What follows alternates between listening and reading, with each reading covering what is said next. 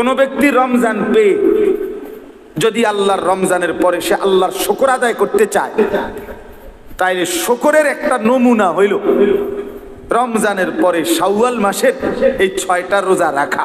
এটা প্রমাণ করে এই লোকটা রমজানের শুকর আদায় করছে।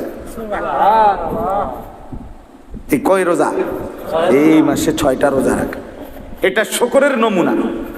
আমি আল্লাহর রমজান পেয়ে আল্লাহ যে আমার ইবাদত আমলের তৌফিক দিছে, পুরা মাসটা হায়াত দিছে, বাঁচাইছে, আমি যে ওযু, নামাজ, তারাবি, ইফতার, সাহারি, রোজা, এতেকাফ, শবে কদর, এই নিয়ামতগুলো অর্জন করার চেষ্টা করছি, এটা শুকর হিসাবে। আর 6টা রোজা রাখা, এই শাওয়াল মাসে 6টা রোজা রাখা। নবী সাল্লাল্লাহু আলাইহি ওয়াসাল্লাম বলেন, মান সামা রমাদানা সুম্মা আতবাহু সিত্তাম মিন শাওয়াল কানা কাসিয়ামিদ দাহর। যে ব্যক্তি রমজানের রোজা রাখলো অতঃপর তার সাথে মিলাইয়া শাওয়াল মাসে আরো 6টি রোজা রাখলো, কয়টি? সে যেন পূর্ণ 1 বছরের রোজার সওয়াব পেয়ে গেল। কিভাবে পাইলো? নবীজি আরেক হাদিসে এটার ব্যাখ্যা করে দিছে। একটি আমল, নেক আমল, ফেরেশতার ডান কাঁধে কমপক্ষে 10 লেখা হয়। 10-এর নিচে কোনো নেকি নেই। 10-এর নিচে এই ডান কাঁধের ফেরেশতার যে নেকি লেখে, যেই খাতা, এটার মধ্যে 1 2 3 4 5 6 7 8 9 এই পর্যন্ত সংখ্যা নাই। এনে টোটালিটা নাই। উনি শুরুই করে 10-এর থেকে। বুঝেন নাই কথা? ডান কাঁধের ফেরেশতা শুরু করে কত থেকে? 10-এর থেকে শুরু। এটা বাড়ে। 10 70 হয়, 70 7000 হয়, 7000 70000 হয়, 70000 7 লক্ষ হয়, 7 লক্ষ 70 লক্ষ হয়, 70 লক্ষ 70,000 লক্ষ হয়, 70,000 লক্ষ 7 কোটি হয়, 7 কোটি 70 কোটি হয়, 70 কোটি 70,000 কোটি হয়। এরপরে কোন বেলায় আইসা আল্লাহ ডাইরেক্ট ফেরেশতারে বলে, তুমি লেখো না, আমি লেখো। আমি লিখি। শুরু হয় কত থেকে? 10। একটি নেক আমল কমপক্ষে 10। তাহলে 1 মাস রমজানে কেউ যদি রোজা রাখে, এটারে যদি 10 ধরেন, তাহলে 10 মাস, কমপক্ষে 10 মাসের নেকি হইল। তাহলে 1 মাসে কয় মাস হইল? কথা কয় না, 10 মাস। আর 6টা রোজা যদি কেউ রাখে, তাহলে একটা রোজা 10টা রোজা, তাহলে 6টা রোজায় কয়টা? কয়টা? 60টা। 60টায় কয় মাস? তো হইল কয় মাস? খালাস, সহজ হিসাব। 1 মাসে কয় মাস? 10 মাস। রমজানের 1 মাসে কয় মাস? আর 6টা রোজায় 60, তো 60 দিনে কয় মাস? 2 মাস। তাহলে 10 আর 2 12 মাস। এই জন্য এই 6টা রোজা রাখার ইনশাআল্লাহ চেষ্টা করবেন। বলেন ইনশাআল্লাহ। কেমনে রাখবেন? একসাথে 6টা রোজা রাখতে পারেন, ভাঙ্গাও রাখতে পারেন, যেমনি সুবিধা আপনার। একটা করে রাখেন, 2টা করে রাখেন। বাকি এই মাস আজকে হলো 2 তারিখ গিয়ে 3 তারিখ চলতেছে, এখন জিলহজ, শাওয়ালের আপনি হিসাব করবেন, আরো 27 দিন আছে। তো আপনি এটা দইরে 6টা রোজা কি করবেন? আদায় করবেন। 3টা লাভ হবে। 1 নাম্বার, কিতাবে লিখছে কেউ যদি 6টা রোজা রাখে এই শাওয়ালের, 3টা লাভ হয়। 1 নাম্বার হলো তার রমজানের ফরজ রোজার মধ্যে যদি কোনো ঘাটতি থাকে, সুন্নত নফল দ্বারা আল্লাহ তাআলা এই রোজাগুলোর দ্বারা সেই ঘাটতি পূরণ করে পূর্ণ নেকি দিয়ে দিবেন। 2 নাম্বার, যে ব্যক্তি, হাদিসে আছে নবী বলছে, একটি নেক আমল কারো যদি কবুল হয়, এটার প্রমাণ হইল, বাহ্যিক একটা নমুনা হইল, আল্লাহ তাকে সেই নেক আমল পুনরায় করার তৌফিক দেয়। তো কারো রমজানের রোজা কবুল হয়েছে কিনা এটার একটা বাহ্যিক প্রমাণ হইল, তাকে আল্লাহ পুনরায় পরের মাসে 6টা রোজা রাখার তৌফিক দিছে। তাহলে এই 6টা রোজা যে রাখতে পারবে, প্রমাণ হবে, আশা করা যাবে যারা রমজানটা কবুল হয়েছে, এই কারণেই আল্লাহ তাকে পুনরায় রোজা রাখার তৌফিক দিছে। আপনারা একবার সুবহানাল্লাহ কন্ত, আবার কন্ত, আবার বলেন তো। এই কয়বার কইলেন? এই প্রথমবার বলার কারণে এটা কবুল হয়েছে দেখা দ্বিতীয়বার বলার তৌফিক হয়েছে, দ্বিতীয়বার এটা কবুল হয়েছে দেখা তৃতীয়বার বলার তৌফিক হয়েছে। কারো ফজরের নামাজ কবুল হইলে জোহরের নামাজের চাহিদা হয়, কারো জোহর কবুল হইলে আসরের চাহিদা হয়, কারো সকালের নাস্তা হজম হইলে দুপুরের খাবারের চাহিদা হয়, কারো দুপুরের খানা হজম হইলে রাতের খানার চাহিদা হয়। ঠিক তেমনি ভাবে এক এক ওয়াক্ত নামাজ কবুল হইলে পরের ওয়াক্ত নামাজের চাহিদা তৈরি হয়। অতএব এই 6 রোজা প্রমাণ করবে রমজানের রোজা কবুল হয়েছে। আর 3 নাম্বার হলো এই যেটা এখন বললাম, শুকর। আল্লাহ যে আমার এত বড় রমজান দিছে, সুযোগ দিছে, হায়াত দিছে, এটার শুকর আদায় হবে এই 6 রোজার দ্বারা। তাহলে 6 রোজার দ্বারা আমার ফরজ রোজার ত্রুটি বিচ্যুতি মাফ হবে। এই 6 রোজার দ্বারা আমার পিছনের রমজান কবুল হয়েছে এটার প্রমাণ মিলবে। 6 রোজার দ্বারা আল্লাহর শুকর আদায় করার একটা দৃষ্টান্ত, একটা নমুনা হবে। নবী সাল্লাল্লাহু আলাইহি ওয়াসাল্লাম কি বললাম, ওনাকে বললেন সাহাবীকে যে গোটা ইসলাম মানা তোমার জন্য সহজ হবে এমন একটা বুদ্ধি কইতাম না। বুঝছেন নি প্রশ্নটা? তো ওই সাহাবী বলল, বলেন ইয়া রাসূলুল্লাহ, বলেন আমাকে। তো নবীজি বললেন কুফা, মানে এই জিহ্বাটা টাইনা একটু বাইর করে আর কি। নবীজি জিহ্বায় হাত দিয়ে বললেন, এভাবে আঙ্গুল লাগাইয়া বলে কুফা লিসানাক, তুমি তোমার এই জিহ্বাটাকে নিয়ন্ত্রণ করো, খালাস। এই যে ওনার ওয়াজ শেষ। মানে এই যে এক কথায়, এক শব্দে, এক বাক্যে ওয়াজ হইতে পারে, এটা দেখলেন নি? হ্যাঁ, ওনার এই ওয়াজ দিছে এক উদ্দুর কথা, শেষ। হযরতে আনাস রাদিয়াল্লাহু তাআলা আনহু, ওনাকে একদিন নবীজি বলছে, ইয়া বুনাইয়া, হে আমার প্রিয় সন্তান, তোমার একটা নসিহত করি। নবীজি ওনারে বলতেছে, ইন কাদারতা আন তুসবিহা ওয়া লাইসা ফি কলবিকা গিশশুন লি আহাদ ফাফআল।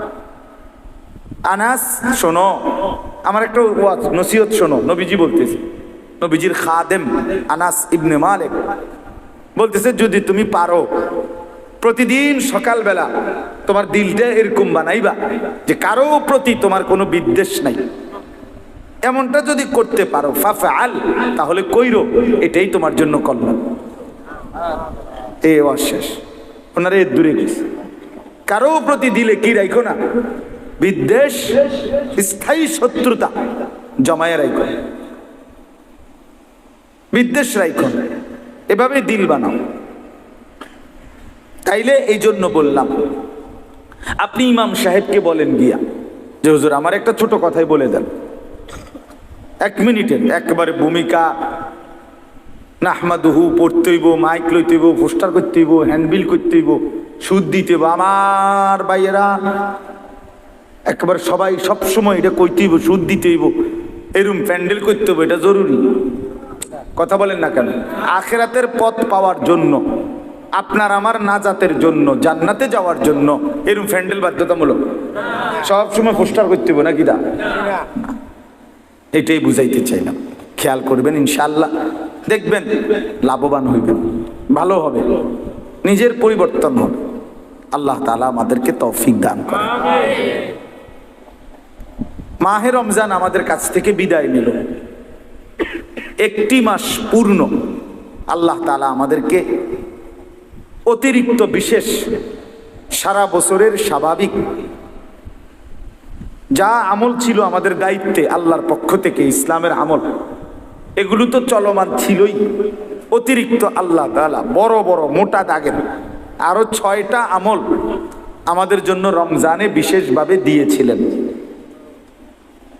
1 নাম্বার হলো রোজা পালন 1 মাস, 2 নাম্বার হলো সাহরি খাওয়া শেষ রাত্রে, 3 নাম্বার হলো ইফতার করা সন্ধ্যার সময়, 4 নাম্বার হলো পুরা মাস 20 রাকাত পূর্ণ তারাবি পড়া, 5 নাম্বার হলো শেষ দশক, শেষ 10 দিন আল্লাহর ঘর মসজিদে এতেকাফ করা, 6 নাম্বার হলো শেষ দশকের বেজর রাত্রিগুলোতে সবে কদর তালাশ করা। কয়টা হইল? 6টা। আগের গুলো তো আছেই, 5 ওয়াক্ত নামাজ, তাহাজ্জুদ, রাত্রিবেলার, সন্ধ্যাবেলার আউয়াবিন, কোরআনুল কারীমের তেলাওয়াত, বেশি বেশি আল্লাহ তাআলার জিকির, দান, সাদাকা, যাকাত, এগুলো তো চলমান, এগুলো তো আগের মতো ছিলই না, এগুলো স্থগিত করছে, এগুলো তো ছিলই। এরপরে গুনাহ বর্জন, এ তো আগের থেকেই। মিথ্যা কথা রমজানে বলা, হালাল না হারাম?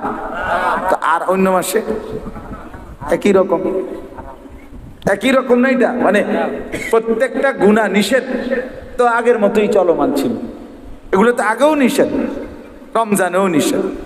তাহলে যাবতীয় পূর্বের আদেশ নিষেধ চলমান অবস্থায় আল্লাহ তাআলা আরো অতিরিক্ত 6টি বড় বড় আমল দিয়ে আমাদেরকে আল্লাহ তাআলা মাহে রমজানকে সাজিয়েছেন, আয়োজন করেছিলেন। এই আয়োজনে আল্লাহ তাআলা আমাদেরকে, কথাটা খেয়াল করেন, রমজান মাসের 2 মাস আগে রজব মাসের চাঁদ ওঠার পরেই ইমাম সাহেবরা মনে করাই দিছে যে বেশি বেশি দোয়া করতে শুরু করেন, আর রমজান পর্যন্ত হায়াত চান। আল্লাহুম্মা বারিক লানা ফি রাজাবা ওয়া শাবান ওয়া বাল্লিগনা রমাদান। তাহলে রমজানের 2 মাস আগে থাকতে আল্লাহর বান্দা ইমানদাররা দোয়া শুরু করছিল রমজান পাওয়ার জন্য, কিন্তু ওই 2 মাসে দোয়া করতে করতে দোয়া অবস্থায়ও অসংখ্য মানুষ রমজান পায় নাই, কবরে চলে গেছে। কথা বলেন, রমজানের আগের 2 মাস মানুষ মারা গেছিল কেউ? আচ্ছা, রমজান মাস আসলো,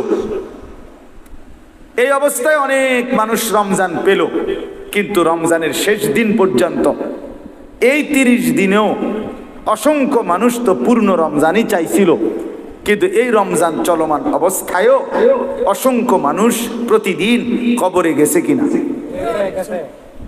ইন্তেকাল করেছে কিনা বলেন? তাহলে 2 মাস আগেও কত মানুষ রমজান চাইছে কিন্তু তারা পায় নাই, আর কেউ রমজান পাইছে কিন্তু শেষ করতে পারে না। আমার শায়েখ আল্লামা মুফতি মুশতাকুর নবী সাহেব হুজুর বলতেছিলেন, শেষ দিন আপনার 20 রমজানের দিন যেদিন এতেকাফে ঢুকবে, ওই দিন মাগরিবের আগে দিয়ে ঢুকবে মসজিদে, ওই দিনকার আসর হুজুর কোটবাড়ি সুধন্যপুর ওনার মাদ্রাসার পাশ এলাকা দিয়ে ওই মহল্লার মসজিদে আসরের নামাজ পড়ছেন, মাগরিবের আগে ওনার মাদ্রাসার মসজিদে এতেকাফে ঢুকছেন। আমরা সবাই ঢুকছি, আমিও শায়েখের সাথেই এতেকাফ করি, হুজুরের সাথেই আমি এতেকাফ করি সব সময়, আজকে 11 বছর। তো এই আসরের সময় ওই মসজিদে এই 20 তারিখ 20 রমজানের দিন একজন মাঝবয়সী লোক মুসল্লি, উনি হুজুর রে নামাজের মুসল্লা আগায় দিছে, মুসল্লা বিছাই দিছে আর হুজুরের সামনে, হুজুরে ওই মুসল্লাটাতে নামাজ পড়ছে, ওনার লগের কথা কইছে। ঠিক শেষ রমজানের দিন 30 রমজানের দিন ওই লোকটা ইন্তেকাল করছে, আসরের নামাজ শেষ দিন, এই সন্ধ্যার সময় রোজা শেষ হবে, ওই দিনকে আসরের পরে ওনার জানাজা আছে। হুজুর বলতেছেন, দেখেন ব্যাপারটা আমি দেখছি এই 20 রমজানে, মানে আমি দেখকেই ওনারে মসজিদে আইছি, অর্থাৎ উনি আমারে আসরের সময় কি করে দিছিল, মুসল্লা বিছাই দিছিল। আজকে 30তম রমজান, উনি রমজানটা কি করতে পারে নাই, শেষ করতে, আর আসর থেকে মাগরিব এর ভিতরেই উনি কবরের দেশে, মাটির তলদেশে চলে গেছেন। আমার বাপ তাইলে প্রথম এই কথাটা বুঝাইতে চাচ্ছি, কি পরিমাণ মানুষ আমরা এখানে, আমরা যারা কয়জন বসছি এখানে, আমরা আগে এটা চিন্তা করি যে কত মানুষই তো চেয়েছিল রমজান, সবার ভাগ্যে জোটে নাই, আবার অনেকেই পেয়ে পূর্ণ করতে পারে নাই। আল্লাহ তাআলা আমাদেরকে দয়া করে রমজান পর্যন্ত হায়াত পৌঁছাইছেন, আবার রমজানের পুরা মাস 30 দিন পূর্ণ হায়াত দিয়েছেন। কি পরিমাণ শুকর আদায় করা উচিত, কথা বলেন, কি পরিমাণ কৃতজ্ঞতা আদায় করা উচিত, কি পরিমাণ আল্লাহ তাআলার শুকর আমাদের আদায় করা উচিত। আমরা যদি ভাবি ইনসাফের সাথে, বলে এই কৃতজ্ঞতার ভাষা কি হবে, যে আল্লাহ যে আমাকে রমজানটা আমার নসিবে করাইছেন, আমি যে বেঁচে বাঁচলাম, আমি যে হায়াত পাইলাম, আমি যে বড়সড় কোনো অ্যাক্সিডেন্ট হলো না, আমার যে বড়সড় কোনো বিপদ হইল না, আমি যে বড়সড় কোনো রোগে আক্রান্ত হলাম না, আমি যে রমজানের রোজা রাখতে পারছি, তারাবি পড়তে পারছি, ইফতার করতে পারলাম, সাহারি খাইতে পারলাম, এতেকাফ করতে পারলাম, সবে কদরের তালাশ করলাম, এতগুলো নিয়ামত আল্লাহ যে আমাকে দিলেন, জান্নাতের রাস্তা, এই ইবাদত গুলোর মধ্যে জান্নাতের রাস্তা আছে কিনা? রোজার মধ্যে জান্নাতের পথ আছে কিনা? এতেকাফের মধ্যে জান্নাতের রাস্তা আছে কিনা? জান্নাতের রাস্তার সামান এগুলো, জান্নাতে যাওয়ার উপকরণ এগুলো। তাহলে এগুলো যে আল্লাহ তাআলা আমাকে তৌফিক দিলেন করবার, পালন করার, আমাদের কি পরিমাণ কৃতজ্ঞ হওয়া উচিত ছিল, কি পরিমাণ শুকর আদায় করা উচিত, এটা হলো দেখার বিষয়। এক নাম্বার একটা বিষয় গুরুত্বপূর্ণ। আর আরেকটা বিষয় হলো, আমি শুধু এই দুইটা কথাই বলব, মাগরিব বাদে এই দুইটা কথাই বলছি, এখনো বলতে চাই। আরেকটা বিষয় হলো এই এক মাসের রমজান, তাহলে এক নাম্বার হলো আমাদের শুকর আদায় করা উচিত, কৃতজ্ঞতা আদায় করা উচিত আল্লাহর প্রতি, কি পরিমাণ এত বড় রমজান পাওয়ার বরকতে, এটা আমরা ভাবা দরকার, ঠিক কিনা বলেন? আর দুই নাম্বার হলো, এটাই এক নাম্বার, এটা শুকরটা দ্বিতীয়, যেটা মূল টার্গেট। আগের সবগুলো ইবাদতের সাথে রমজানে আল্লাহ তাআলা অতিরিক্ত আরো 6টি ইবাদত যোগ করে, এই যে 6টার নাম বলছি কিনা, রোজা, ইফতার, সাহারি, তারাবি, এতেকাফ, শবে কদরের তালাশ, কয়টা হইছে? এই 6টার আগের গুলো সহ একসাথ করে এই যে রমজান আমাদেরকে দিলেন, ইমানদার আমাদেরকে দিলেন, কেন দিলেন? আল্লাহ তাআলা স্পষ্ট কোরআনে এটা বলছেন যে আমি আল্লাহর টার্গেট, আমার চাওয়া, লাআল্লাকুম তাত্তাকুন, যেন তোমরা মুত্তাকি হতে পারো, যেন তোমাদের মধ্যে তাকওয়ার গুণ অর্জিত হয়, এই জন্য দিছিলাম। এখন বলেন, এক মাসের কোর্স তো শেষ হইল, ঔষধও খাইলেন, শরীরটার কি অবস্থা? আলহামদুলিল্লাহ। এটা হলো দুনিয়াবি কথার ক্ষেত্রে আমরা বলি। একজন রুগী হসপিটালে ভর্তি হয়েছে, আজকে 1 মাস ধরে 6টা করে ওষুধ নিয়মিত খাচ্ছে, ডাক্তারের প্রেসক্রিপশন মতে, যেমনে যেমনে কইছে। এখন 1 মাস পরে কেউ তারে দেখতে গিয়ে জিজ্ঞেস করতেছে, এখন আপনার শরীরের কি অবস্থা? আগে যেরকম দেখে গেছিলাম এখন কেমন লাগতেছে? তো এই লোক বলতেছে, আল্লাহর রহমতে, আপনাদের দোয়ায় আজকে 1 মাস লাগাতার ওষুধ খাওয়ার বরকতে, আল্লাহর দয়ায় শরীরটা আগের চাইতে ভালো, রোগটা কমে গেছে, কমে যাইতেছে। দোয়া করেন আল্লাহ যেন পূর্ণ সুস্থ করে। এরকম দুনিয়ার মানুষ বলে কিনা? তো আল্লাহ তাআলাও তো চাচ্ছিলেন রমজানের এই একটি মাস আমাদেরকে, যে যেন তোমরা মুত্তাকি হতে পারো, তাকওয়ার গুণ অর্জিত হয় তোমাদের মধ্যে। তো ওইটার হালাত কি? 1 মাসের ঔষধ আপনি তো খাইলেন, 6টা আমল আরো অতিরিক্ত করিলেন, রমজান পালন করিলেন, এখন আপনার আমার তাকওয়ার কি অবস্থা? যেটা টার্গেট ছিল তাকওয়া অর্জন হবে, মুত্তাকি বানাবে, এটা কি হইল? এটা কদ্দুর কর কথা বুঝছেন কিনা আপনি? যেদিন ঈদের চাঁদ উঠলো, সেই মাগরিব থেকে আজকের এশা পর্যন্ত, ওই দিনকার মাগরিব আর এশা ওহেন্দে 2 ওয়াক্ত, গতকালকের 5 ওয়াক্ত, আজকের 5 ওয়াক্ত, তাহলে হলো মোট কয় ওয়াক্ত? 12 ওয়াক্ত। এই 12 ওয়াক্ত নামাজের হালাত বলেন। এই 12 ওয়াক্ত নামাজের মধ্যে যেই ওয়াক্ত নামাজ যাদের ছুটে গেছে, তার তাকওয়া কোথায়? কথা বলেন। তাকওয়া মানে কি?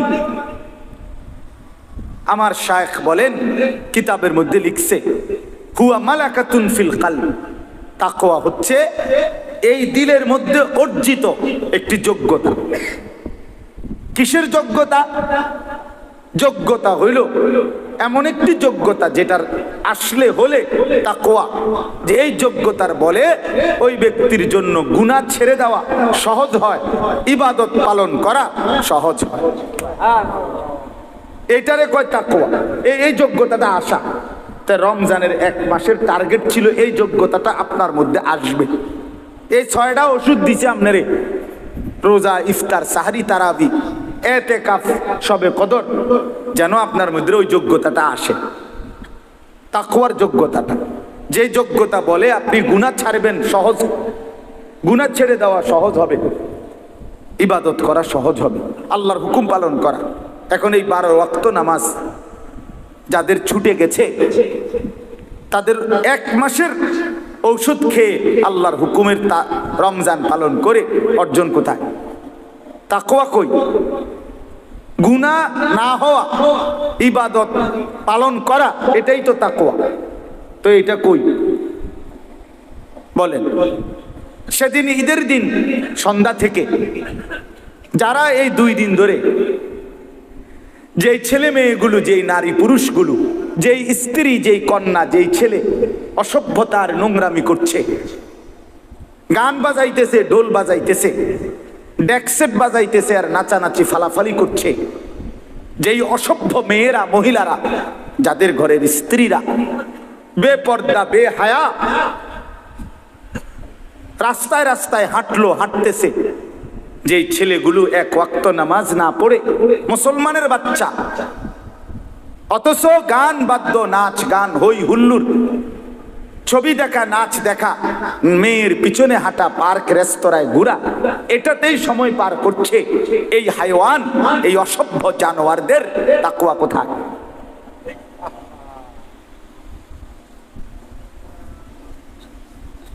এই ঈদ, ঈদুল ফিতর, এই ঈদ রমজানের পরে এই ঈদ, কোরবানির ঈদের সময় ঈদ, এটা কি আপনার বাপের ঈদ? কি আপনার বাপে দিছে না? কথা বলেন না কেন? আপনার দাদাই দিছে না? এটা আপনাকে বংশের না? এটা আপনার নেতা, এটা আপনার দলের, এটা চেয়ারম্যানের, এটা এমপি সাহেবের, এটা প্রধানমন্ত্রী। তো যার দেওয়া ঈদ, তার উল্টো তার নাফরমানি করছে, কোন সাহসে? বলেন, ইনসাফ কি বলে? হাদিসের মধ্যে আছে, নবী সাল্লাল্লাহু আলাইহি ওয়াসাল্লাম মক্কা থেকে হিজরত করে মদিনায় আসছেন। এসে দেখছে মদিনার মানুষ বছরে 2 দিন আনন্দ ফুর্তি, খেল তামাশা, নাচ গান করে। নবীজি জিজ্ঞেস করছেন, মা হাদানিল ইয়াউমান, তোমাদের এই 2টা দিনে কি, মানে এরকম নাচ হোকা? কথা বুঝেন নাই? এরকম ফালাফালি লাফালাফি করো কা? এরকম গান বাদ্য, ঢোল তবলা বাজাও কেন? নাচ গান করো কেন? কি কি তাই তোমাকে এই 2টা দিনে কি? তো ওরা বললেন, কুন্না নালআবু ফিল জাহিলিয়্যা, আমরা জাহিলি যুগে সব সময় এই 2 দিনে নাচ গান, খেলতাম, আসা, আনন্দ ফুর্তি করতাম, আগের থেকে এটা করে আসছি আমরা। আল্লাহ নবী সাল্লাল্লাহু আলাইহি ওয়াসাল্লাম তখন বললেন, এ খেয়াল করেন কথাটা, নবীজি কি বলছে আপনারা শুনতেছে? তো কোনো হু হা তো করেন না, মাতেনো না, লড়েনো না, আসেনো না, কান্দেনো না, কিতা আসলে কিতা? মাশাআল্লাহ, মনোযোগ দিচ্ছে, এটা একটা উত্তর পাওয়া গেছে। আল্লাহ তাআলা তৌফিক দান করেন। তো বললাম, নবীজি সাল্লাল্লাহু আলাইহি ওয়াসাল্লাম তখন বললেন, ইন্নাল্লাহা কাদ আবদালাকুম বিহিমা খায়রাম মিনহুমা ইয়াউমাল আযহা ওয়া ইয়াউমাল ফিতর, নিশ্চয়ই আল্লাহ তোমাদের এই 2 দিনের পরিবর্তন করে দিয়েছেন তার চাইতে উত্তম 2টি দিনের মাধ্যমে। সেই 2টি দিন হলো ঈদুল আজহা এবং ঈদুল ফিতর। একটা হলো কোরবানির ঈদ, একটা হলো এই রোজার ঈদ। তাহলে এখানে 2টা কথা আবারও খেয়াল করেন। 1 নাম্বার হলো এই 2টা দিন আমাদের জন্য দিয়েছেন কে? ইন্নাল্লাহ, নিশ্চয় আল্লাহ দিয়েছেন। নবীজি বলছে, এটা তোমার বাপেও না, তোমার দাদারও না, তোমার বংশেরও না, তোমার নেতারও না, তোমার দলেরও না। 2 নাম্বার কথা হলো নবীজি বলেন, আবদালাকুম, পরিবর্তন করে দিয়েছেন আল্লাহ। তার মানে তোমাদের তামাশা, তোমাদের খেলাধুলা, তোমাদের ফুর্তি, তোমাদের নাচ গান, তোমাদের এই অসভ্যতা, এই হারাম, এই গুনাহটাকে বদলাইয়া দিছেন, দিয়া উত্তম 2টা দিন ইবাদত আমলের জন্য, আল্লাহর সন্তুষ্টি কামনার জন্য দিয়েছে। তাহলে যদি ঈদের আনন্দ মানেই হয় ডেকসেট, গান বাদ্য, নাচ গান, ফুর্তি, এই নারী পুরুষ ছেলে মেয়ের এই মাতামাতি অবাধ অসভ্যতা, এটাই যদি এটার অর্থ হয়, তো এটা বদলাইছি কি, তার বদলানোর দরকার কি? এটা তো আসিলই। কথা বোঝেন নাই আপনি? ওরা তো এটা করতেই আসিল 2 দিন, তো আবার বদলানোর কি হয়েছে? তো নবী আবার এটা কি কইলেন যে আল্লাহ তোমা করে 2টা দিন বদলাইয়া তাতে উত্তম 2টা দিয়েছে, এটা কোনো দরকার আসিল না। এখন ঈদ মানে যদি আমাদের ছেলে মেয়েরা নাচবে, গাইবে, ডেকসেট বাজাবে আর বেপর্দা বেহায়ার অসভ্যতা করবে, এটাই যদি হয় অর্থ, তো বদলাবের কি, পরিবর্তনের কি দরকার হইল এখানে? আহা, এবার বলেন আফসোসের ব্যাপার, যেটা বদলাবার জন্য আল্লাহ দিলেন আমরা সেটাই করছি, যেটা পরিবর্তন করে রাসূল আল্লাহর পক্ষ থেকে শুনালেন আমরা তাতেই আবার লিপ্ত। আমরা সেই জাহিলিয়াতেই ফিরে গেলাম, আমরা সেই বেঈমানের আচরণেই ফিরে গেলাম, আমরা সেই মুশরিক মূর্তি পূজক, মূর্তি পূজা করাকালীন তারা যা করত তাই ফিরে গেলাম। আমরা কি হলো বলেন, কি হলো আমাদের? আপনারা যদি সব নির্বাক বয়স্করা, মাঝ বয়সীরা, ঘরের বাবা, ঘরের মা, অভিভাবক, আপনারা অবাক করে তাকায় আছেন, আপনারা কিছুই বলছেন না কেউ নিজের ছেলেকে, নিজের মেয়েকে, আপনারা স্বামীরা নিজেদের স্ত্রীকে বেপর্দা থেকে বাঁচাচ্ছেন না, তাহলে আপনাদের ভিতরে পৌরুষ কোথায়, সাহসিকতা কোথায়, আপনাদের ইসলাম কোথায়, আপনাদের আখিরাত কোথায়, আপনাদের পরকাল? এই যে সংসারের জন্য 60 বছরে এত কষ্ট করলেন, বিনিময়ে আখিরাতে কি পাবেন? যে স্ত্রী পর্দা করে না তার থেকে আপনি আখিরাতে কি পাবেন? যে ছেলেটা নামাজ পড়ে না, যে মেয়েটা বেপর্দা, তার থেকে আপনার পরকালের সম্বল কি? বলেন, অর্জনটা কি? কি পাবেন? ইনসাফের সাথে বলেন, ভেবে দেখেন, ভেবে দেখেন। প্রতিনিয়ত মুসলমানের ছেলে মেয়েরা আপনার গুনাহটাকেই আরো ডিজিটালাইজড করছে, নাফরমানিটাকেই, অসভ্যতাটাকেই ঈদের নামে, উৎসবের নামে আরো ডিজাইনেবল করছে। আগে রাস্তার মোড়ে মোড়ে ডেকসেট বাজাইতো, এখন ডাইরেক্ট পিকআপ ভাড়া কইরা এর উপরে ডেকসেট লইয়া এরপরে 18-20টা 30টা ছেলে একসাথে এটার ভিতরে লাফায়। এইটা কি? চান্দিনা থেকে ক্যান্টনমেন্টে চান্দিনা, কথার কথা। গাড়িটা যাইতেছে আইতেছে, যাইতেছে আইতেছে, পিকআপ আর হেতে লাফাইতে আছে এটার তালে, ডেকসেটে ফুল সাউন্ডে গান বাজতেছে, হেতে না লাফাইতে আছে। আগে কোরবানির ঈদে পিকআপ দিয়া গরু টানে, আর রোজার ঈদে মানুষ রামের বলদ টানে। কথা বোঝেন? এই পিকআপ দিয়া কোরবানির ঈদে বলদ টানবে, আর রোজার ঈদে এই বলদ রে টানে। আজ থেকে 1 বছর আগে, মানে গত বছরের আগের বছর, বসির কোন বছরে? গত বছর আগের বছর, এই সফওয়ানের যে আমি কইছি না, গত বছরের আগের বছর, হ্যাঁ গত বছরের আগের বছর আমি এরকম রোজার ঈদের নামাজ পড়াইয়া আসতেছিলাম আমার গাড়িতে করে বাসার দিকে। তা আমার সাথে আমার ছোট ছেলে, আমার দোনো ছেলেই ছিল গাড়ি, আমার সাথে নামাজ পড়ছে। তা আমার ছোট ছেলে সফওয়ান, তার তখন 6 বছরের মতো হবে বয়স। তো সে গাড়ির বসা, হঠাৎ আপনার এই হঠাৎ থেও আইতেছি, হঠাৎ দেখছে যে এই পিকআপের মধ্যে করে এই ডেকসেট ঈদের দিন এরকম অনেক ছেলে এরকম লাফাইতে আছে আর গান বাজতে আছে ফুল। তো এত ছোট মানুষ, আমার ফুতে কইতেছে আবু আবু আবু এটা কিতা, এটা কিতা, এরকম করে কাম। হেতে হঠাৎ অবাক হয়ে গেছে, মানে এরকম করতেছে কেন, এরা এরকম লাফাইতেছে কা, হেতে বুঝছে না বিষয়টা কি। পরে আমি বললাম তারে, আব্বু তারারে আজকে সকালে কুত্তা কামড়াইছে। হ্যাঁ হ্যাঁ, আমার এই বয়ান আছে, এখনো আছে। গত বছরের আগের বয়ানটা এখনো নেটে আছে। তারারে মূলত আজকে সকালবেলা কুত্তা কামড়াইছে, কুত্তায় কামড়াইছে এগুলারে। আর কুত্তার কামড়ে এখন সকালবেলা, আজকে ঈদের দিন, সমস্ত ডাক্তার ছুটিতে আছে, ফার্মেসিটিও বন্ধ, ওষুধ পাচ্ছে না, ডাক্তারও পাচ্ছে না, এই জন্য কুত্তার কামড়ে লাফাইতে আছে।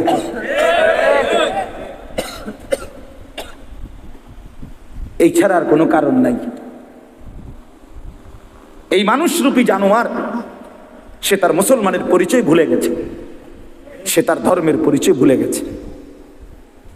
অথচ ঈদ তোর বাপে দেয় নাই, তোর আল্লাহ দিছিল। ঈদ তোর নেতায় দেয় নাই বেটা, ঈদ তোর আল্লাহ দিছিল। তোর যদি আনন্দই করতে মন চায়, তুই যদি নাচতেই চাস, গাইতেই চাস, তুই যদি গান বাদ্য ঢোল বাজাইতেই চাও, নারী নিয়ে ফুর্তি করতে চাও, তুমি হাইওয়ান, খোদার ঈদের দিন করো কেন? তুমি আলগা দিন বানায় লও, তোমার নাচনের আলাদা দিন বানাও। কথা বলেন না কেন? তুমি আলাদা দিবস বানায় নাও। তুমি আল্লাহর দেওয়া নিয়ামত, আল্লাহর দেওয়া দিন, ঈদ আল্লাহ দিছেন, রাসূলুল্লাহর জবান দিয়ে উচ্চারিত হয়েছে, ইন্না লিকুল্লি কওমিন ঈদান ওয়া ইন্না হাদা ঈদুনা। নবী বলছেন প্রত্যেক জাতির নির্দিষ্ট ভিন্ন ভিন্ন খুশির দিন আছে, আর এটা এই রোজার শাওয়ালের প্রথম দিন, জিলহজের 10ম তারিখ, নবী বলেছেন এটা আমাদের ঈদ, এটা আমাদের ঈদ। তাহলে নবীজি বললেন এটা আমাদের ঈদ, নবীজি বললেন এটা আল্লাহ দিয়েছেন, ইন্নাল্লাহা কাদ আবদালাকুম, আল্লাহ পরিবর্তন করে দিয়েছেন। তাহলে যেটা আল্লাহর দেওয়া, যেটা রসুলের দেওয়া, যেটা নবীজির বলা, সেইখানে আমরা নাফরমানি করা, আমাদের মেয়েরা বেপর্দা চলবে, রাস্তায় রাস্তায় হাঁটবে, আমাদের স্ত্রীরা বেপর্দা চলবে, আমাদের ছেলেরা এক ওয়াক্ত নামাজ পড়বে না, নাচবে গাইবে, এটাই কি ছিল এই গত 1 মাসের রমজানের এতগুলো ইবাদত দিয়ে আল্লাহ তাআলার চাওয়া? এটাই ছিল না। একটা ওষুধ 30 দিন খাওয়ার পরে 6টা ওষুধ, প্রতিদিন 6টা করে ওষুধ 30 দিন খাওয়ার পরে এটার মেয়াদ, এটার সুস্থতা, এটা টেম্পার, এটা কি 12 ঘন্টা 24 ঘন্টাও থাকে না? আপনি বলেন 30 দিন পরে ঈদের চাঁদ উঠলো, তাহলে সন্ধ্যা 6টা বাজে যদি চাঁদ ওঠে, পরের দিন ঈদের দিন সন্ধ্যা পর্যন্ত 6টা পর্যন্ত তো 24 ঘন্টা, ঠিক কিনা বলেন? এই 24 ঘন্টাও বুঝি তোমার 30 দিনের রোজা, 30 দিনের তারাবি, 30 দিনের ইফতার, 30 দিনের সাহারি, তোমার 10 দিনের এতেকাফ, সবে কদরের এই দোয়া, কান্নাকাটি, কোনো কিছুর মেয়াদ রইল না, সব ছিঁড়া ফেলাইলা। এই 24 ঘন্টার ব্যবধান, 24 ঘন্টাও বুঝি ওষুধের মেয়াদ থাকে না। কি রোজা রাখলো, কি করলো বল? আহা, কেমনে বসে গেলেন টেলিভিশনের সামনে? ওই চাচারা কেমনে আবার শুরু করে দিলেন বিড়ি সিগারেট, কেমনে আবার শুরু করে দিলেন গালিগালাজ, কেমনে আবার শুরু করে দিলেন টেলিভিশনে নর্তকীর নাচ গান দেখ। আহা চাচা, আর কতগুলো রমজান দিলে আপনি বদলাবেন? আর কতটা সবে কদর দিলে আপনি বদলাবেন? বলেন। এইটাই আমার ওয়াজ, এটাই আমার বক্তব্য। এই যে কয়জন যুবক ছেলে আছো, তোমাদেরকেও বলি, ভাইয়া বলো, আমার ভাই ইনসাফের সাথে বলো মিয়া, যদি বিবেক থাকে, যদি মুসলমান মায়ের ঘরে জন্ম নিয়ে থাকো, তো বলো মিয়া, এই অসভ্যতার শেষ কথা, এই নাচ গান আর নর্তকী, জিনা ব্যভিচারের দৃশ্য দেখা, আর আমাদের এই মা মেয়েদের বেপর্দা চলার শেষ কথা, শেষ আসবে হয় আখেরাতে, নয়তো দুনিয়াতেই। যেদিন আল্লাহর গজব আসবে,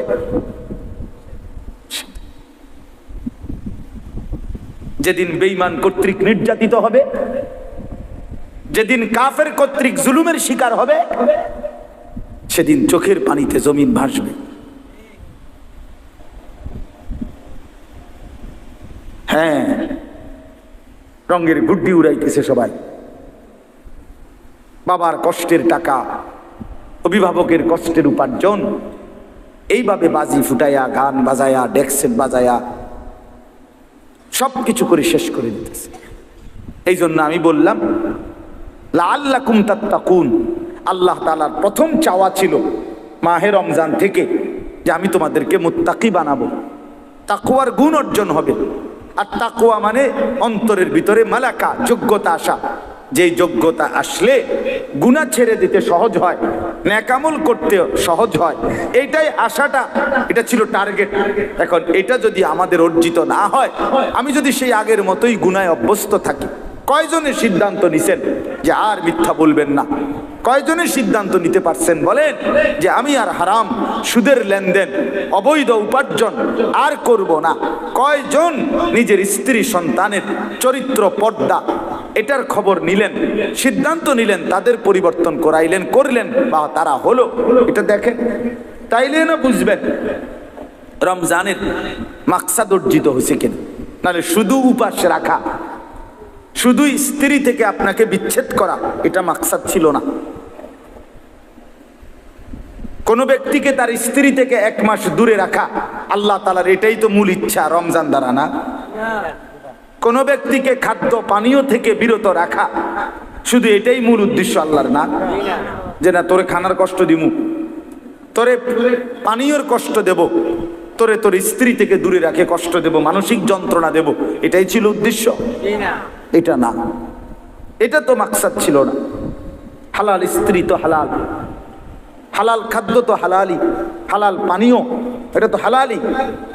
আল্লাহ তাআলা বলেন আমি আল্লাহ তাআলা বৈধটুকু নির্দিষ্ট সময় পরিমাণ রমজানে নিষেধ করে আমি চেয়েছিলাম, বৈধটুকু নিষেধ করে বৈধ জিনিস এটার থেকে বিরত থেকে অবৈধ যেগুলো সেগুলোর জীবাণু যেন তোমার থেকে চলে যায়, এটা ছিল টার্গেট। তোমারে মূলত মিষ্টি আর চিনি, তোমারে যে ডাক্তারে নিষেধ করছে মাকসাদ কি? মিষ্টি আর চিনি হলো মূলত হারাম, এই জন্য না?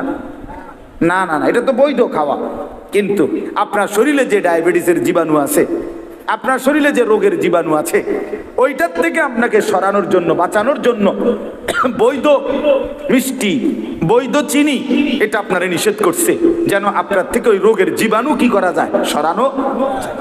আপনারে গরুর গোশত খাইতে, আপনারে চিংড়ি মাছ খাইতে, পুঁই শাক খাইতে নিষেধ করছে, আপনার শরীরে চুলকানি বেশি, অ্যালার্জি বেশি, এই জন্য।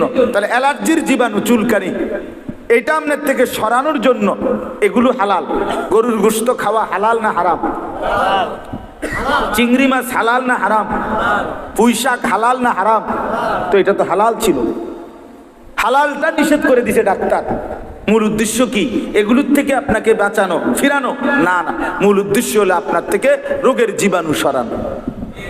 তো মূল আল্লাহ তাআলা তো রমজান দ্বারা চেয়েছিলেন, এটা উদ্দেশ্য তো ছিল বান্দা খাদ্য পানীয়, স্ত্রী, এটা তো হালাল ছিল, আমি সেটাই নিষেধ করছি যেন সুদের হারাম, ঘুষের হারাম, জিনার হারাম, ব্যভিচারের হারাম, গালিগালাজের হারাম, চুরি ডাকাতির হারাম, মদ জুয়া নেশার হারাম, এগুলো যেন তোমার থেকে সরে, অবৈধ উপার্জনের হারাম, বেপর্দা জিন্দিগির হারাম, নাচ গান আর আল্লাহর নাফরমানির যেই হারাম, ওই জীবাণুগুলো যেন তোমার থেকে সরে যায়, এই জন্য চেয়েছিলাম। কিন্তু হলো কই?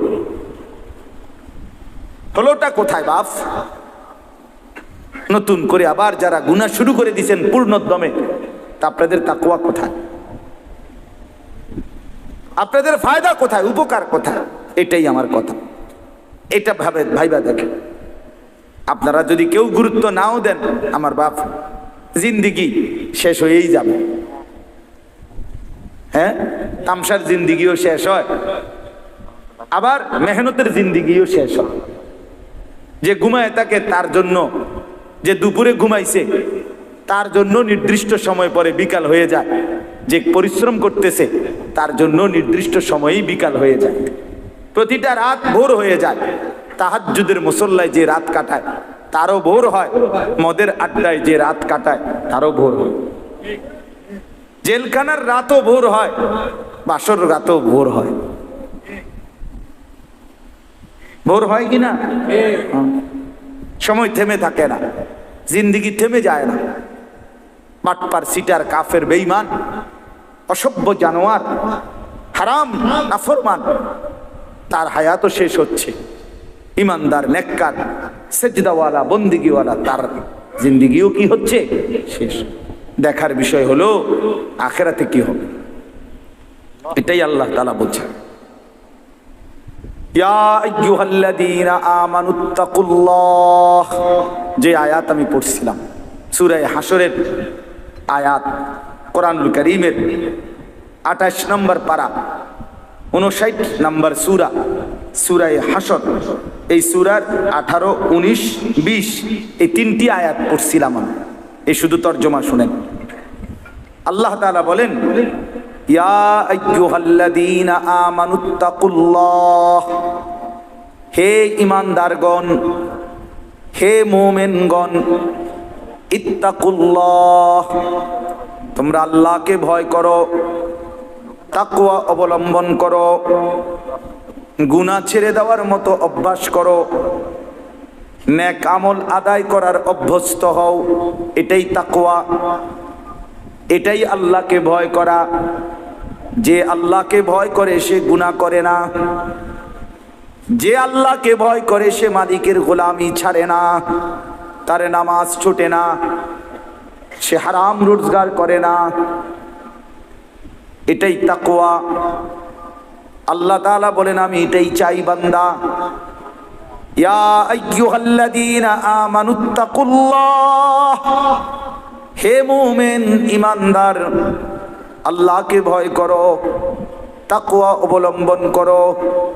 কোরআনুল কারীমে রব্বুল আলামিন এই শব্দ বারবার বলেছেন, একবার দুইবার না, বারবার। ইয়া আইয়ুহাল্লাযীনা আমানুত্তাকুল্লাহ, ইয়া আইয়ুহাল্লাযীনা আমানুত্তাকুল্লাহ। মুমিন, আল্লাহকে ভয় করো। তুমি ঈমানদার, তোমার পরিচয় মুসলমান, তুমি মুসলমানের ঘরে জন্ম নিয়েছো, তুমি মুমিন, তুমি আলতু ফালতু না, তুমি বেঈমান না, কাফের না, তুমি হিন্দু নও, বুদ্ধ নও, মুশরিক নও, তুমি ইহুদি নও, খ্রিস্টান নও, তুমি মূর্তি পূজক না বান্দা, তুমি মুমিন, তুমি কালেমাওয়ালা, তুমি ঈমানওয়ালা। তুমি আমাকে ভয় করবে না তো কে করবে? আমি আলহামদুলিল্লাহ ফজরের নামাজ পড়ে ঈদের দিন বাসায় আমার বিবি বাচ্চা নিয়ে আমি তালিম করছি। স্বাভাবিকভাবে আমি ফজরের পরে অল্প সময় তালিম করি বাসায়, আমার বউ বাচ্চা নিয়ে, শুধু আমার বিবি আর আমার 4 জন সন্তান, 2টা ছেলে 2টা মেয়ে, আলহামদুলিল্লাহ। তো আমার ছোট মেয়ে, এটা 2.5 বছর, ওরেও ঘুমেতে উঠেছি, আব্বু আব্বুর সাথে বসো, তা আমার কোলে বসাইয়া তালিম করছি। ফজরের নামাজ পড়ে আমার ছেলে, বড় ছেলের বয়স 12 বছর, ছোট ছেলের বয়স 7.5, 8 বছর, 8 বছর হয় নাই, 7.5 বছর, মেয়েটার বয়স 14 বছর, আর ছোটটা কোলের 2.5 বছর। তো এদেরকে সহ, আমার বিবি সহ, আমার ছেলে মেয়েদেরকে বললাম, আব্বু আমরা মুসলমান, আমরা মুমিন, মনে রাখো বাপ। একটু পরে ডানে বামে ঈদের আনন্দ করতে গিয়ে অনেকের ঘরে, অনেকের রাস্তায়, অনেকের বাড়ির সামনে নাচবে, গাইবে, গান বাদ্য হবে, ঢোল বাজনা বাজবে। বাকি আমরা মুসলমান, আমরা ঈমানদার, আমাদের আখিরাত আছে। একটু কষ্ট হইলেও বাপ হজম কইরো। আমি ছেলে মেয়েদেরকে আমি নিজে বাসায় বুঝাইয়া কইছি, একটু হজম করো, আমাদের জন্য এটার অনুমতি নাই। আমরা ইনশাআল্লাহ আখিরাতে মজা করব, আমরা আখিরাতেই ফুর্তি করব ইনশাআল্লাহ।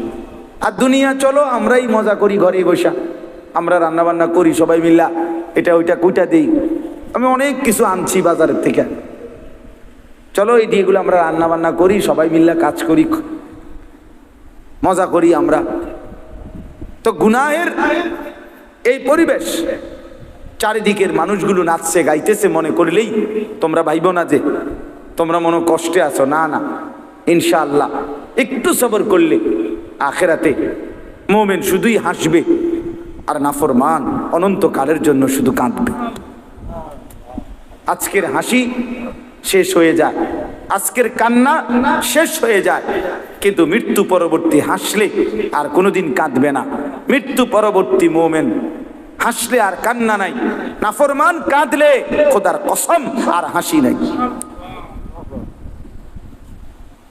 হ্যাঁ, আমরা বেকুব না মিয়া, ছেলে পেলে তোমাদেরকেও বলি মিয়া, পরের নারী দেখা, পরের ছবি দেখা আর অসভ্যতায় জীবন কাটানো এ কোনো বুদ্ধিমানের কাজ না, এ কোনো চালাক মানুষের কাজ না। জিন্দেগির সমস্ত ফিকির হারাম রোজগার, অবৈধ উপার্জন করে তুমি যে সংসার চালাচ্ছ, আরে বেওকুফ, এই স্ত্রী সন্তান তোমার মৃত্যুর পরে তুমি দুনিয়া থাকতেও এরা তোমার 2 পয়সার মনে রাখবে না। 2 পয়সা। বাপ বিদেশ, বাপের কষ্টের রক্ত পানি করা টাকার 2 পয়সার মূল্য দেয় না বউ বাচ্চা। এত কষ্টের মেহনতের টাকা, আর এরা এখানে 2 হাতে ফালতু কাজে মোবাইলের এমবি ঢুকাইয়া এরপরে ফালতু কাপড় চোপড় গহনা কিনা বেচারার বিদেশের এই কষ্টের টাকা সব শেষ করে দেয়। তো দুনিয়াতেই তো কোনো কদর করে না। আমি যে এইবারও উমরার সফরে সৌদি আরব মক্কায়, এইবারও আমি প্রবাসীদের রোমে গেছি, বয়ান করছি প্রবাসীদের জন্য আলাদা, তারপর রোমে বইয়া বইয়া এই 12 জন 14 জন 20 জন 30 জনের কত যুবক দেখলাম। আহা, কি কষ্ট করে, কি কষ্ট। এক রুমে 16 জন থাকে, 12 জন থাকে, কোন রকম।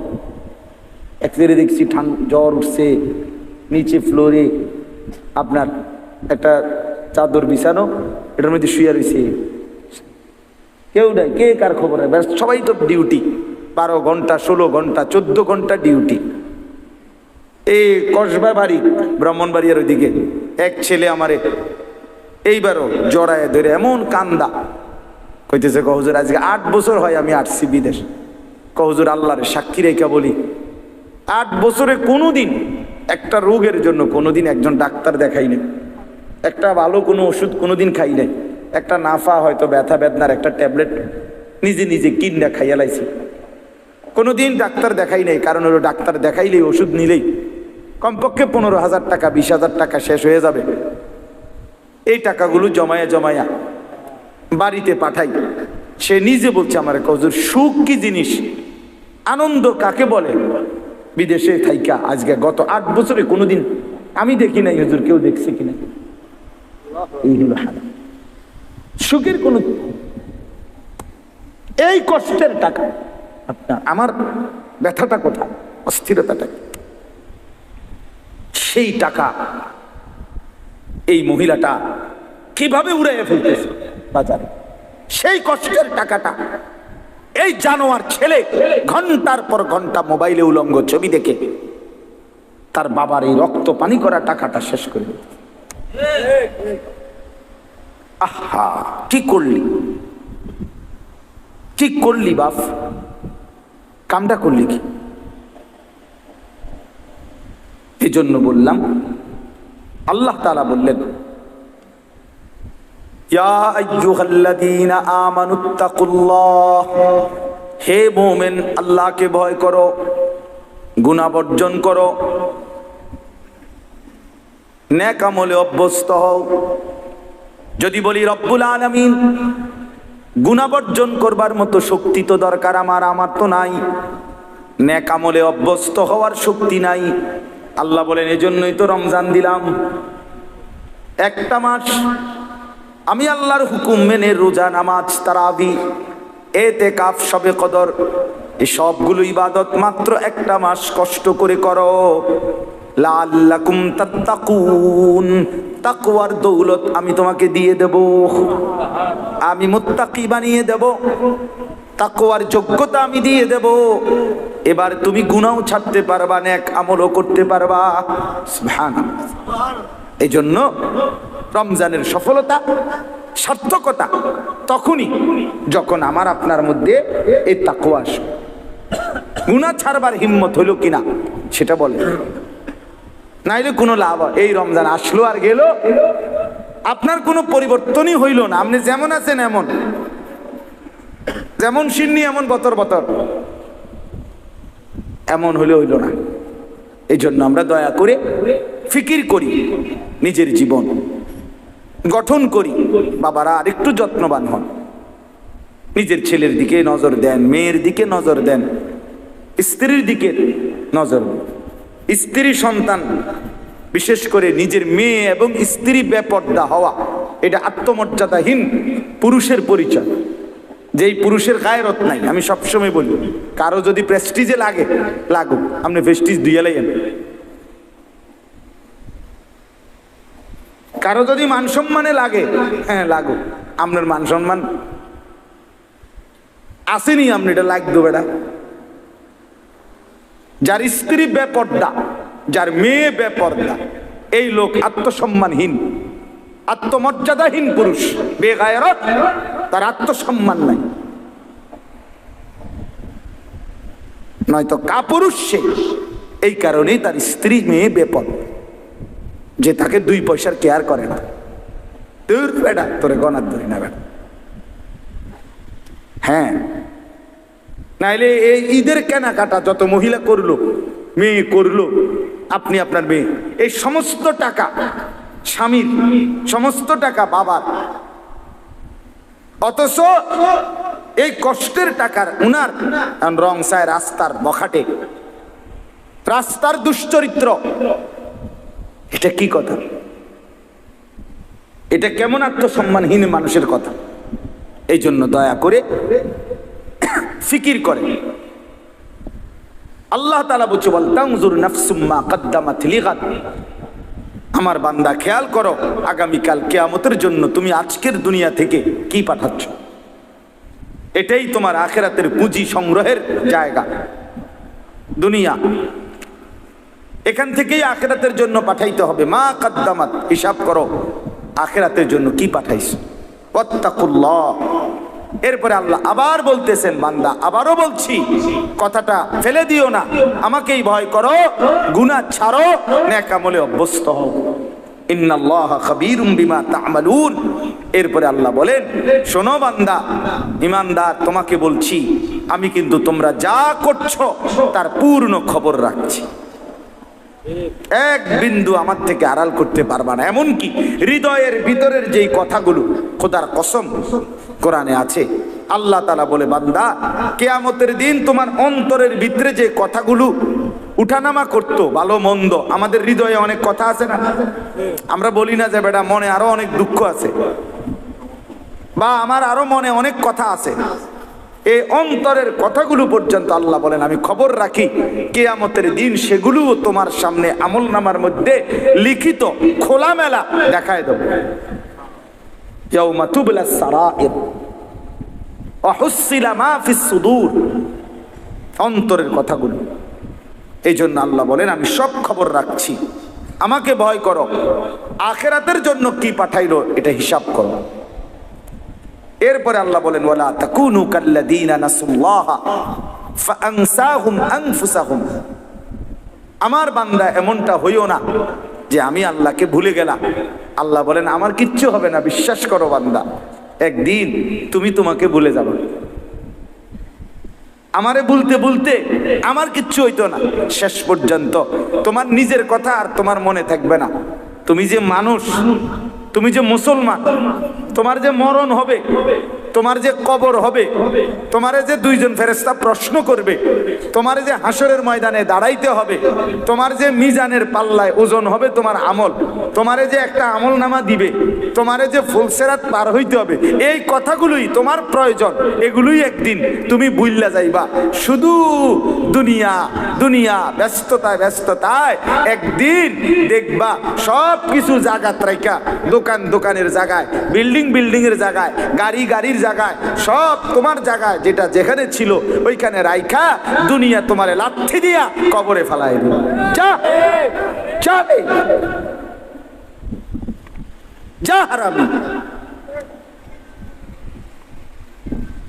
তুই জানোস না আমি তোর বাপ দাদা 14 গোষ্ঠী কাউরে থাকতে দেই নাই, তুই এরকম শুরু করলি কে বেটা? হ্যাঁ, তুই যে মনে যেন দুনিয়া সব খাইয়ে লাইবি লাগে। কিতা ঘটনা কিতা? তুই কারো মৃত্যু দেখো নাই? তুমি কোনো কবরস্থানে যাও নাই কোনোদিন? তুমি কোনো লাশের জানাজা পড়ো নাই? যে মানুষটা তোমার সামনে লাশ, সে কি একদিন হাত নাড়াইতো না? কথা বলে না? তার চক্ষু খোলা ছিল না কোনোদিন? সে কি একদিন দৌড়ঝাঁপ করে নাই দুনিয়ায়? সে এখন নড়ে চড়ে না কেন? সে হাসে না কেন? তার হাত নড়ে না কেন? দয়া করে বুঝতে শিখে। আল্লাহ বলে, এর জন্য এই পরিমাণ আমাকে ভুলে যেও না। আমারে ভুলে গেলে একদিন তুমি তোমাকে ভুলে যাবা। নিজের ভালোটাই মনে থাকবেন। উলাইকা হুমুল ফাসিকুন। আল্লাহ বলেন এমন যারা নিজেকে নিজে ভুলে যায়, আখিরাত ভুলে যায়, এরা ফাসিক, এরা প্রকাশ্য পাপী। ফাসিক বলে প্রকাশ্য পাপী। কি পাপী? প্রকাশ্য পাপী। এরপরে আল্লাহ বলেন, লা ইয়াস্তাবি আসহাবুন নারি ওয়া আসহাবুল জান্নাহ। শুনে নাও বান্দা, জাহান্নামবাসী আর জান্নাতবাসী কখনোই সমান হতে পারে না। হাসরের ময়দানে গেলে দেখবা ফারিকুন ফিল জান্নাহ ওয়া ফারিকুন ফিস সাঈর। একদল জান্নাতি আর একদল জাহান্নামী। কেউ হাসবে চির হাসি, কেউ কাঁদবে চির কান্না। ফাআম্মা মান উতিয়া কিতাবাহু বিয়ামিনি ফায়াকুলু হাউম ইকরাউ কিতাবিয়া। আল্লাহ বলে, যার আমলনামা ডান হাতে দেয়া হবে, সে হাসরবাসীকে চিৎকার করে বলবে, হাসরবাসী দেখো, ইকরাউ কিতাবিয়া, আমার আমলনামায় দেখো, আমার নামের সাথে জান্নাতি লেখা হয়ে গেছে। ইন্নী যানানতু আন্নী মুলাকিন হিসাবিয়া। ডান হাতে আমলনামা যার হবে, সে বলবে, বন্ধু আমি দুনিয়ায় থাকতে বিশ্বাস করতাম এমন একটা হাসরের দিন হবে, এমন একটা হিসাবের দিন হবে, যার ফলে আমি বাজারও করেছি, নামাজও পড়েছি, যার ফলে আমি উপার্জনও করেছি, হালালও খেয়েছি, যার ফলে আমি সংসারও করেছি, আখিরাতের পথও ধরেছি, যার ফলে আমি সন্তানের খরচও করেছি, আল্লাহর রাস্তায় দান সদকাও করেছি, কারণ আমি জানতাম এখানেই শেষ না। সুবহানাল্লাহ। ওয়া আম্মা মান উতিয়া কিতাবাহু বিশিমালি ফায়াকুলু ইয়া লাইতানি লাম উতা কিতাবিয়া। এরপরে আল্লাহ বলেন, যার আমলনামা তার বাম হাতে দেয়া হবে, সে একটা চিৎকার করে বলবে, হায় আফসোস, যদি আমার আমলনামা আমার হাতে না দিত। ওয়ালাম আদরি মা হিসাবিয়া, আমি যদি আমার হিসাব না দেখতাম। ইয়া লাইতাহা কানাতিল কাদিয়া, হায় মৃত্যু এসে যদি আমাকে শেষ করে দিত, আমি যদি আবার মরে যেতাম, আমি যদি নিশ্চিহ্ন হয়ে যেতাম। মা আগনা আন্নী মালিয়া, আমার মাল তো কোনো কাজে আসলো না। হালাকা আন্নী সুলতানিয়া, আমার সব ক্ষমতা কর্তৃত্ব তাও তো শেষ হয়ে গেল। আল্লাহ বলবেন, খুজুহু ফাগুল্লু, ফেরেশতারা তাকে ধরো এবং শক্ত শিকল দিয়ে বেঁধে ফেলো। সুম্মাল জাহিমা সাল্লু, এরপরে বলবেন ফেরেশতার তারে লাথি মাইরা জাহান্নামে ছুঁড়ে মারো। সুম্মা ফি সিলসিলাতিন যারউহা ৭০ যিরাআন ফাসলুকুহ।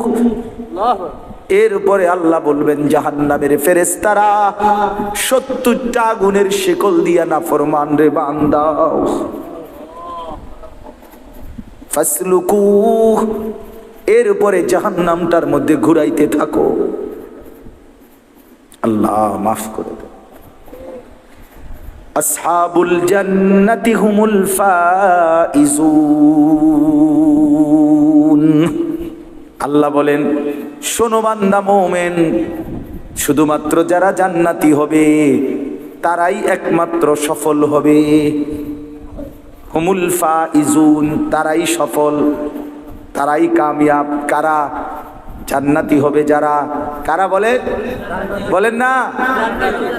এজন্য চলেন আজকে প্রথম এইটাই মূল কথা, গুনাহ বর্জন করি, নাই তো রমজানের কোনো সার্থকতা হলো না, নাই তো রমজানের কোনো সার্থকতা হলো না। আসলো আর গেল, আমার কোনো লাভ হইল না, আপনার কোনো লাভ হলো না যদি গুনাহ ছাড়তে না পারে, মানসিকতা যদি বদলাইতে না পারে। আর শেষ কথা হইল, রমজান মাসের আরেকটা টার্গেট ছিল, আল্লাহ বলছেন ওয়ালা আল্লাকুম তাশকুরুন, তোমরা যেন আমার শুকর আদায় করতে পারো, এত বড় নিয়ামত এতগুলো পেয়ে শুকর আদায় করা কার? আল্লাহ। তো মুহাদ্দিসিনে কেরাম, মুফাসসিরিনে কেরাম বলেন, আনিসুর রহমান, আশরাফি ওয়াজ, আখেরাতের ফেরিওয়ালা।